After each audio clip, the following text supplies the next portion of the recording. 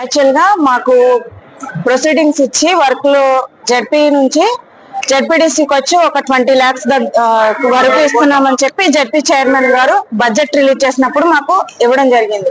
అయితే ఆ budget release చేసినప్పుడు ఇయర్లీ ప్రతి ఒక్క జడ్పీటీసీ సభ్యురాలకి ఎట్లా అయితే ఇస్తారో ఆ వర్కులు చేసుకుంటాము. ఆ తర్వాత ఇయర్లీ ఫండింగ్ అనేది రిలీజ్ అవుతూ ఉంటుంది.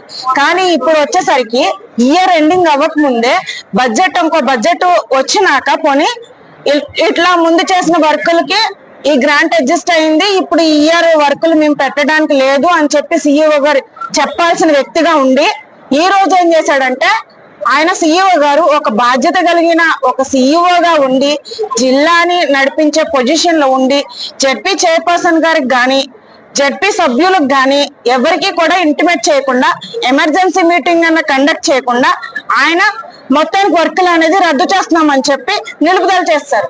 ఆల్రెడీ అంటే ఏకపక్షంగా ఆయన ఒక నిర్ణయం తీసుకున్నాడు.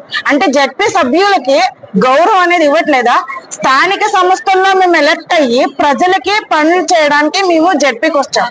జడ్పీ అంటే ఒక పవిత్ర దేవాలయంలా భావిస్తాం. అట్లాంటిది ఈ దేవాలయాన్ని కించపరిచారు. జడ్పీ చైర్మన్ గారు ఆ విధానంలో పని చేయాల్సిన ఒక సీఈఓ గారు కనీసం జడ్పీ చైర్మన్ గారికి విషయం అనేది తెలియపరచకుండా స్థాయి సంఘాల మీటింగ్ అప్పుడు నేను రద్దు చేస్తానని చెప్పారు. అంటే అధికారులతో ఈయన నిర్ణయం తీసేసుకుని జడ్పీ తీర్మానం చేసి ఒక హౌస్ లో తీర్మానం చేసి ఇచ్చిన వర్కుల్ని ఏకపక్షంగా సీఈఓ గారు ఎట్లా రద్దు చేస్తారు? ఆ అథారిటీస్ గవర్నమెంట్ నుంచి వచ్చిందా? అంటే స్థానిక సంస్థల్ని వెక్కిరించేలాగా అయితే స్థానిక ఎలక్షన్స్ లో పోటీ చేసిన మేమెందుకు ఇంకా అంటే ప్రజాప్రతినిధులకి వాల్యూ లేదా?